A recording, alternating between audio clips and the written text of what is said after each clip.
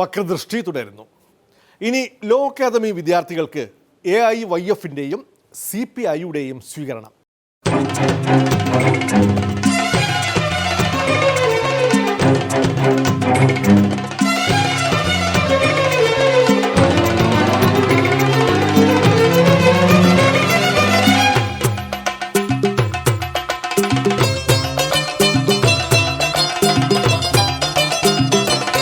വിഷയം ഇതാവുമ്പോൾ SFIക്ക് തന്നെ ആകട്ടെ കാനത്തിൻ്റെ ആദ്യ കൊട്ട്.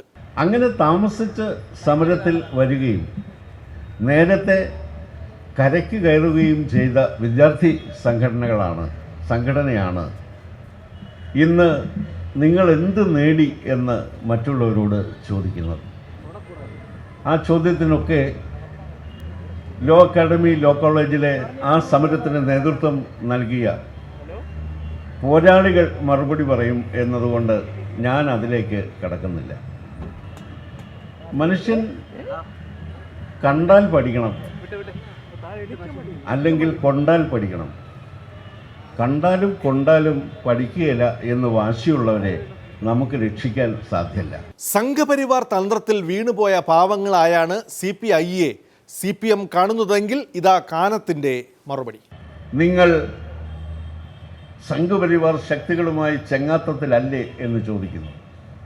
ഞാൻ മറ്റൊരു വാദഗതി ഉന്നയിക്കട്ടെ. AISF-ഉം CPI-യും ലോ കോളേജിലെ പ്രശ്നത്തിൽ ഉറച്ച സമീപനം സ്വീകരിച്ചതുകൊണ്ടല്ലേ ആ സമരത്തിൻ്റെ വിജയത്തിൻ്റെ അവകാശവുമായി BJPക്ക് പോകാൻ കഴിയാതിരുന്നത്? നാം BJP എതിർക്കുന്നു. വി മുരളീധരനും K മുരളീധരനും ഒരേപോലെ ഈ സമരത്തിൻ്റെ നേട്ടം അവകാശപ്പെടാൻ, സർക്കാർ വിരുദ്ധമായി ഈ സമരത്തെ കൊണ്ടുപോകാൻ അവർക്ക് കഴിയാതിരുന്നത് AISF-ന്റെ സാന്നിധ്യമാണ്, AIYF-ന്റെ സാന്നിധ്യമാണ് എന്ന് രാഷ്ട്രീയം അറിയാവുന്നവർക്കെല്ലാം അറിയാം. അതിനെ വിമർശിക്കുന്നവർ കണ്ണടച്ച് ഇരുട്ടാക്കാൻ ശ്രമിക്കുന്നവരാണ്. രമേശ് ചെന്നിത്തലയ്ക്ക് പ്രതിപക്ഷ നേതാവെന്ന നിലയിൽ പ്രവർത്തിക്കാൻ എന്തെങ്കിലും റോൾ നൽകണം. അതും കൂടി CPI ഏറ്റെടുക്കുന്നതായാണ് കാണുന്നത്. ഭരണകൂടം ഈ വിദ്യാർത്ഥികളുടെ സമരത്തിൽ 14 ദിവസക്കാലം കാണിച്ച നിസ്സംഗതയാണ് 25-ാം തീയതി വി മുരളീധരനെ അതിൻ്റെ മുന്നിലേക്ക് സത്യാഗ്രഹത്തിന് കൊണ്ടുവന്നത് എന്ന് പറഞ്ഞാൽ സ്വയം വിമർശനപരമായി നിങ്ങൾ പരിശോധിക്കുമോ? സ്വാമി, എനിക്ക് എന്തെങ്കിലും ഒരു പണിതാ സ്വാമി, ഇവിടെ വെറുതെ ഇരുന്ന് വേലിറങ്ങിയെന്നേ. അനുഭവങ്ങളാണല്ലോ ഏറ്റവും വലിയ ഗുരു. നമ്മൾ പരിശോധിക്കുക, ശാന്തമായി സാവകാശം പരിശോധിക്കുക, തെറ്റ് കണ്ടെത്തിയാൽ തിരുത്താൻ ശ്രമിക്കുക. അതല്ലാതെ ഞങ്ങളെല്ലാം ശരി, തെറ്റെല്ലാം വേറെ ഭാഗത്താണ് എന്ന് പറയുന്ന ഒരു സമീപനം ഒരു കമ്മ്യൂണിസ്റ്റ് സമീപനമല്ല.